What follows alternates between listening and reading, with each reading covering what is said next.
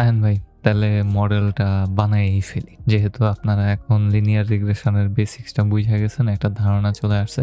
যেহেতু এখন আমরা মডেলটাকে তৈরি করে ফেলতে পারি। সো আমরা খুব সুন্দরভাবে আমাদের ডাটাটাকে স্প্লিট করে ফেলছিলাম। একটু উপরের দিকে স্ক্রল করতে হইতেছে এবং আশা করি আপনারাও ডাটাটাকে স্প্লিট করে ফেলছেন এবং আমরা মডেলের ট্রেনিং শুরু করব। সো এই ক্ষেত্রে আমাদের কি জিনিসপাতি লাগবে?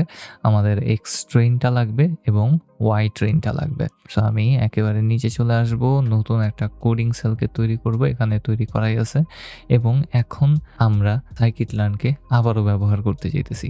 আমি আগেই বলছিলাম যে scikit-learn-এর ভেতরে অলমোস্ট সকল machine learning models already implemented অবস্থাতে আছে। সো এই ক্ষেত্রে আমাদের অত বেশি প্যারা নেওয়ার কোনো দরকার নাই। সো আমি এখানে টাইপ করব from sklearn.linear model। হ্যাঁ, লিনিয়ার রিগ্রেশন লিনিয়ার মডেল মডিউলের ভেতরে আছে এবং এটা হচ্ছে একটা ক্লাস। সো আমি ইম্পোর্ট করব লিনিয়ার রিগ্রেশন ক্লাসটাকে এবং সবার প্রথমে আমাদের যে কাজটা করতে হবে সেটা হচ্ছে এই লিনিয়ার রিগ্রেশন ক্লাসের একটা অবজেক্টকে তৈরি করে নেওয়া। সো আমি model is equals to linear রিগ্রেশনকে ইনিশিয়ালাইজ করে ফেলবো। অবশ্যই একটা ব্র্যাকেট দিয়ে দিবেন এবং এটার ভেতরে চাইলে আপনারা কিছু আর্গুমেন্টসকে পাস করতে পারেন এবং এই সকল আর্গুমেন্টসের বিভিন্ন ধরনের কাজ আছে, কিন্তু এই ক্ষেত্রে আমি কোনো কিছুই পাস করব না। আপনারা এগুলা নিজেই এক্সপেরিমেন্ট করতে পারেন। জাস্ট আমরা এই সকল আর্গুমেন্টের মাধ্যমে ডিফাইন করে দিব যে আমরা কি করতে চাইতেছি এবং আমাদের মডেলটার কিছু প্যারামিটার্স আছে,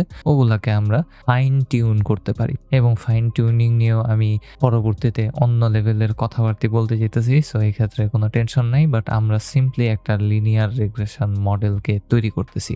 তো আমি এটাকে রান করে দিব এবং আমাদের মডেলটা তৈরি হয়ে গেল।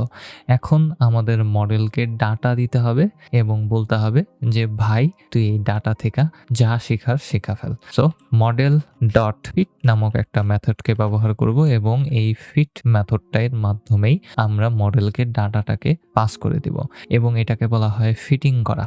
এবং অলমোস্ট সকল মেশিন লার্নিং মডেলের ক্ষেত্রেই আপনারা এই ফিট মেথডটাকে পাওয়া যাবেন এবং এই ফিট মেথডটার মাধ্যমেই আমরা আসলে ডাটাটাকে পাস করব এবং মডেলটা শিখবে। সো এই ক্ষেত্রে আমি ফিট মেথডটাকে ব্যবহার করতেছি এবং এটার ভেতরে ট্রেনিং ডাটা পাঠাইতে হবে। সো আমি সবার প্রথমে ট্রেনিং ফিচারগুলোকে পাঠিয়ে দেব X train. So X underscore ট্রেইনের মাধ্যমে কমা দিয়ে আমি আমাদের টার্গেটের ট্রেনিং ডাটা সেটটাকে পাঠিয়ে দিব এবং আমি যদি রান করি তাহলে আমাদেরকে একটা অবজেক্টকে রিটার্ন করা হবে, যেটা হবে একটা লিনিয়ার রিগ্রেশন অবজেক্ট এবং এটার ভেতরে আমরা প্যারামিটার্সগুলোকে দেখতে পারবো এবং এটাই ইন্ডিকেট করে যে আমাদের মডেলটা ট্রেন হয়ে গেছে অলরেডি। হ্যাঁ, চোখের পলকেই এভাবেই হয়ে যায় এবং আপনার ডাটা যত বাড়তে থাকবে তত সময় নেবে ফিট হইতে। যেহেতু লিনিয়ার রিগ্রেশন মডেলটা খুবই সিম্পল এবং এটার ইন্টারনাল ওয়ার্কিংসটাও খুবই সিম্পল, ক্যালকুলেশনটাও খুবই সিম্পল। সো এই ক্ষেত্রে এটা ট্রেন হইতে অত বেশি সময় নেয় না। আমি ভুল করে মুখ দিয়ে বলে ফেলছি যে ক্যালকুলেশনটাও খুবই সিম্পল। না ভাই, ক্যালকুলেশনটা খুবই কঠিন, কিন্তু পুরোটাই অলমোস্ট ম্যাথামেটিক্যাল।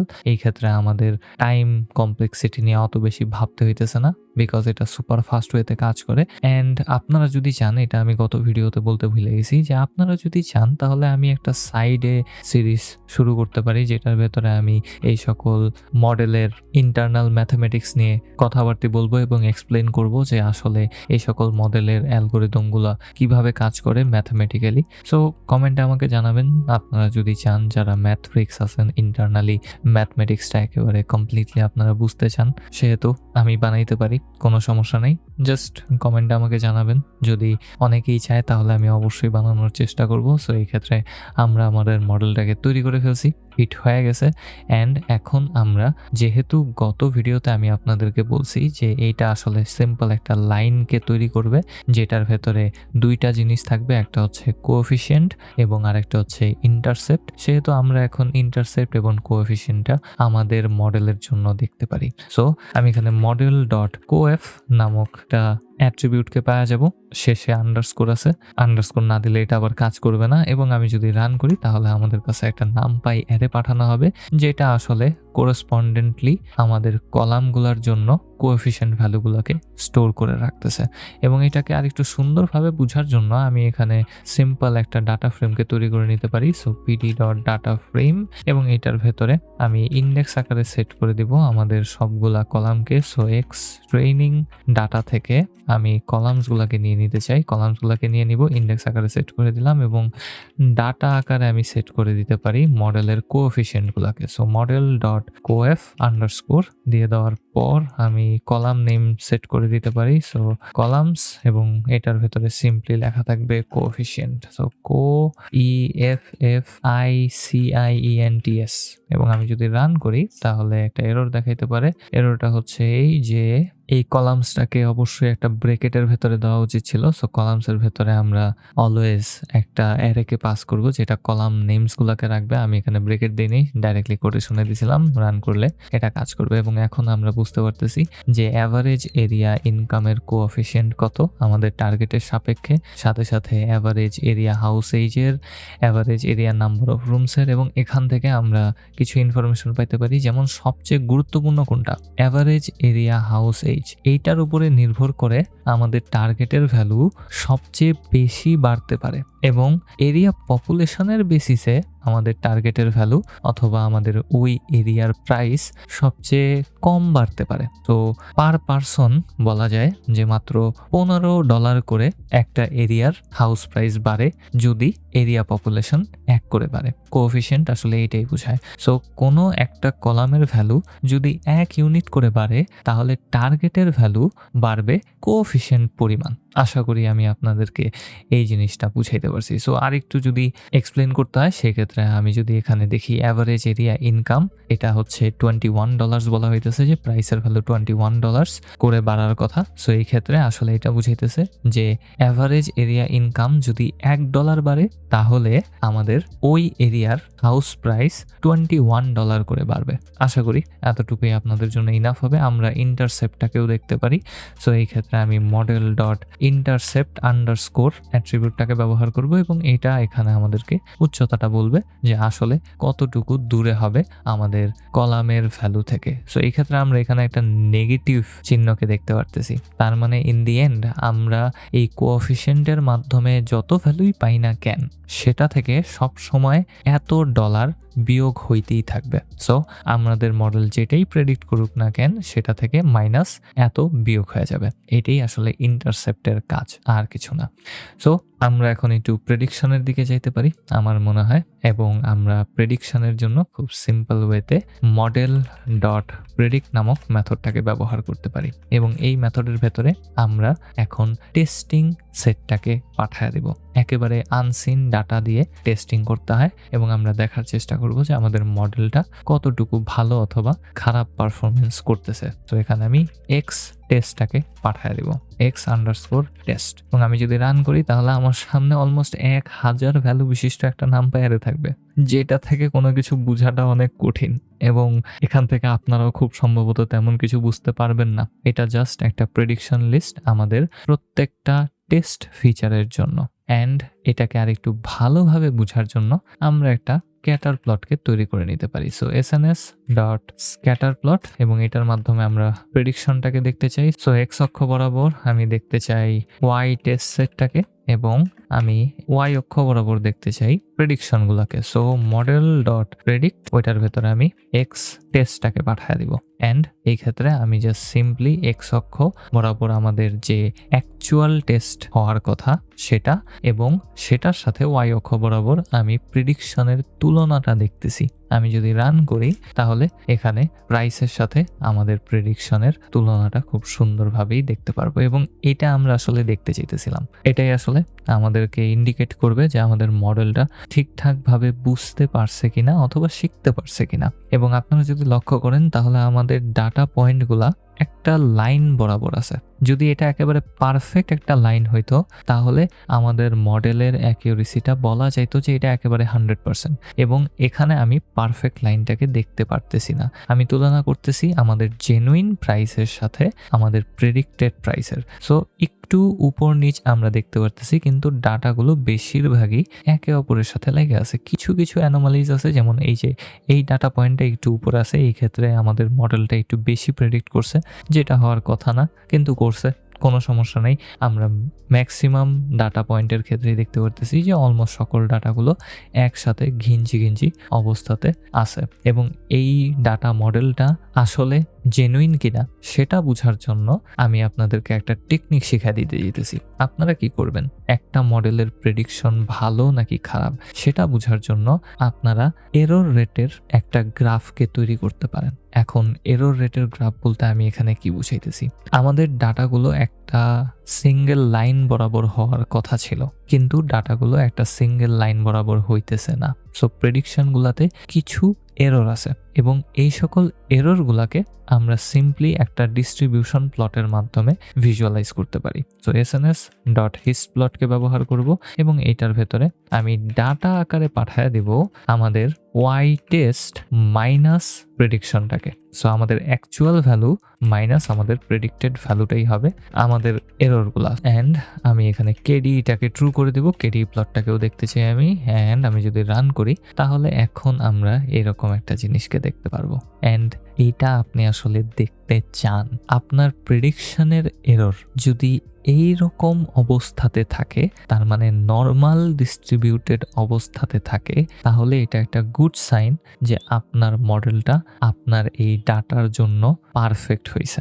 যদি এখানে কোনো উল্টাপাল্টা জিনিসপাতি থাকতো, যেমন এই বারটা যদি হঠাৎ করে উপরে উঠানো থাকতো, তার মানে এই মডেলটা আপনার ডাটা সেটের জন্য ভালো না, অন্য কোনো মডেলকে ব্যবহার করা উচিত। কিন্তু যেহেতু আমি এখানে খুব সুন্দর একটা নর্মালি ডিস্ট্রিবিউটেড এরর রেশিওকে দেখতে পারতেছি, সেহেতু আমি শিওর যে আমার এই ডাটা সেটের জন্য লিনিয়ার রিগ্রেশন মডেলটাই পারফেক্ট ছিল, এবং আমি যে মডেলটা পাইছি সেটা আসলে যেভাবে শেখা উচিত সেভাবেই শিখছে। অ্যান্ড আমরা এখন এটাকে ইভ্যালুয়েট করব যে আমাদের মডেলটা আসলে ভালোভাবে কতটুকু শিখছে। সো এই ক্ষেত্রে আমাদের এই সিরিজের থিওরিটিক্যাল পার্টে আমি আপনাদের সাথে কথা বলছিলাম যে রিগ্রেশন মডেল ইভ্যালুয়েশনের জন্য আমরা কি কি মেথডকে ব্যবহার করতে পারি, এবং সেগুলোর নাম হচ্ছে মিন অ্যাবসোলুট এরর, মিন স্কোয়ার্ড এরর এবং রুট মিন স্কোয়ার্ড এরর। তো এগুলাকেও আমরা scikit-learn থেকেই পাওয়া যাব। সো ফ্রম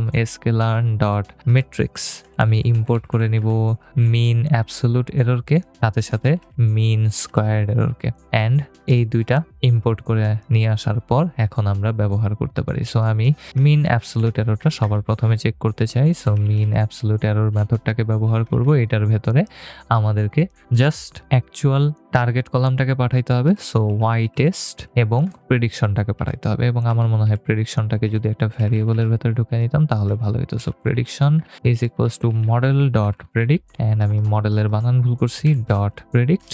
এটার ভেতরে আমি এক্স টেস্ট সেটটাকে পাঠিয়ে দেব, অ্যান্ড আমি প্রেডিকশনটাকে এখন এটার ভেতরে ঢুকিয়ে দিতে পারি। আর আমি যদি রান করি আমাদের মিন অ্যাবসোলুট এররটাকে দেখার জন্য, তাহলে দেখতে পারবো যে খুব সুন্দরভাবে বিশাল বড় একটা নাম্বার চলে আসছে আমাদের সামনে, যেটা হওয়ার কথা না। এবং এখনই আমি দেখতে পারলাম যে আমি এখানে মিন অ্যাবসোলুট এররের জায়গায় আমি মিন স্কোয়ার্ড এররকে ইউজ করছি। নাইস। সো অ্যাবসোলুট এরর ব্যবহার করা উচিত ছিল।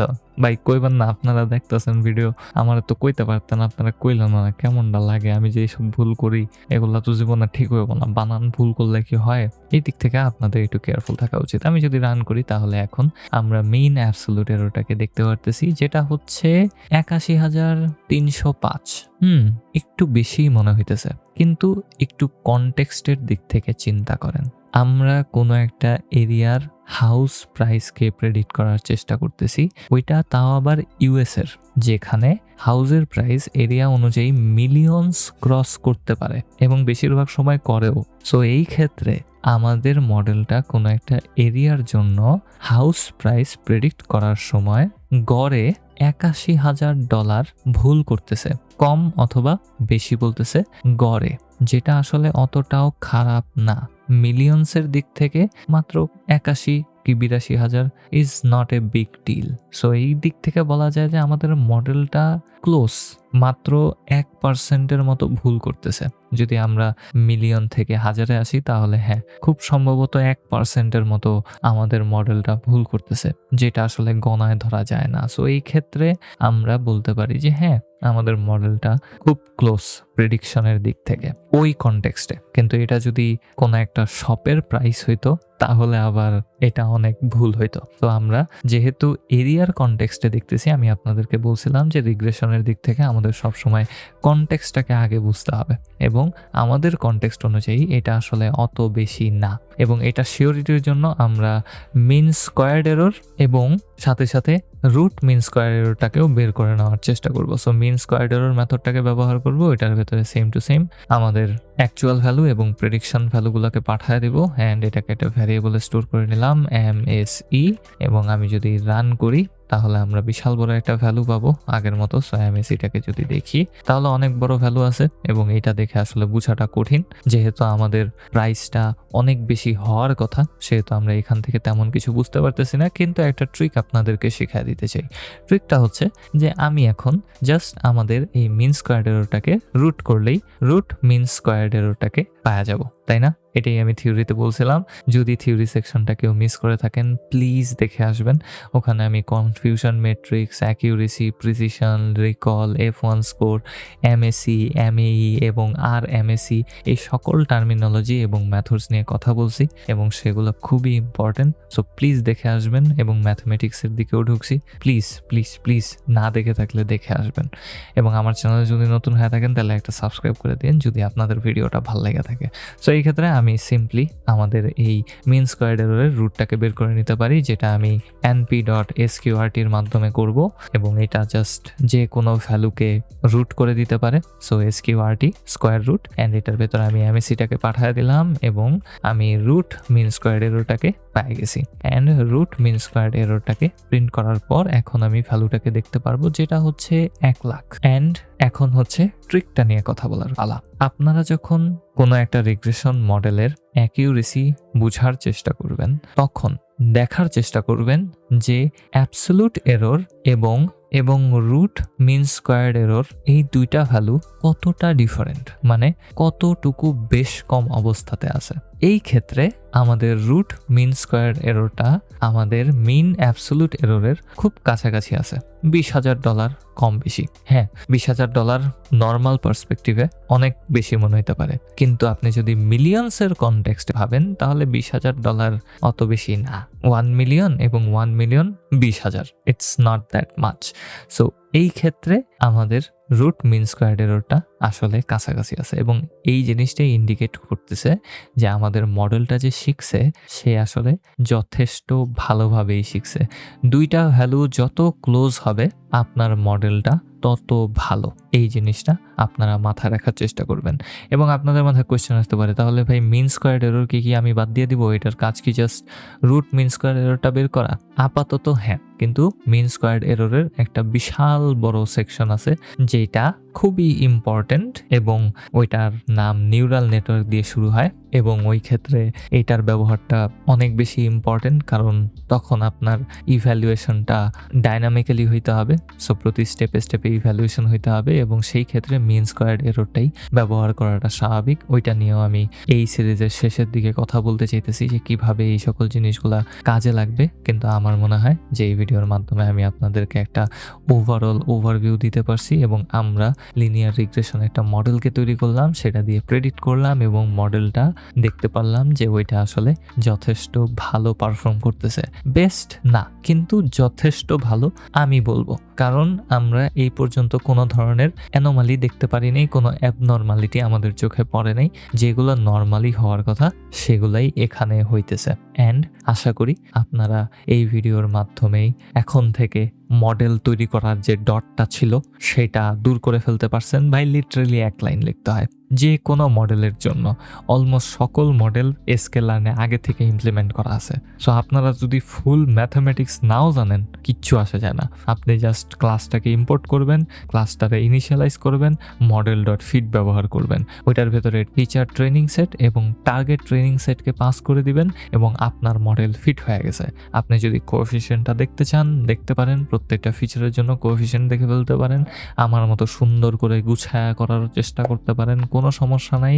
কিন্তু আশা করি আমি আপনাদেরকে এই ভিডিওর মাধ্যমে এই ফুল প্রসেসটাকে বুঝাইতে পারছি এবং অ্যাকচুয়ালি অলমোস্ট সকল ভিডিওতে এই প্রসেসেই আমরা যেতেছি। আমরা সবার প্রথমে ডাটা নিব, ডাটাকে ক্লিন করব, একটু অ্যানালাইজ করব, বুঝার চেষ্টা করব কোনো ঝামেলা আছে কিনা, ঝামেলা থাকলে ওগুলাকে ফিক্স করার চেষ্টা করব। তারপর আমরা মডেলের বেসিক্স জানবো, বেসিক জানা শেষ হয়ে গেলে আমরা স্কেলারের মাধ্যমে ওই মডেলটাকে ট্রেন করব, প্রেডিক্ট করব, ইভ্যালুয়েট করব। আশা করি আপনাদের এই ফুল প্রসেসটা ভাল লাগছে এবং ভাল লাগলে অবশ্যই একটা লাইক করেন, একটা কমেন্ট করেন, একটা সাবস্ক্রাইব করেন। কারণ সাবস্ক্রাইব করলে আমার ভাল লাগে, আমার মনে শান্তি লাগে। 5,000 সাবস্ক্রাইবারের অনেক কাছাকাছি আছি। সাবস্ক্রাইবার বাটনে একটা ক্লিক করে দেন, 5,000 সাবস্ক্রাইবার মাইলস্টোনটা কমপ্লিট হয়ে যাব। লিটারালি 3.5 বছর ধরে ভিডিও বানাইতেছি, এখনো 5,000 সাবস্ক্রাইবার হয় না। ভাই আমি কি খারাপ ভিডিও বানাই নাকি? আমি তো চেষ্টা করি অন্তত আপনার করে বুঝানোর লেগা, মজা করি। এমন মতো কেরা ভিডিও বানাইবো মজা করে? হ্যাঁ, যাই হোক, সাবস্ক্রাইব করে দেন, নাহলে আমি মনে কষ্ট পাবো। আর পরের ভিডিও থেকে আমরা অন্য আরেকটা মেশিন লার্নিং মডেলের জন্য খুঁটিনাটি জিনিসপাতি করা শুরু করতে পারি। সেম প্রসেস আবারও।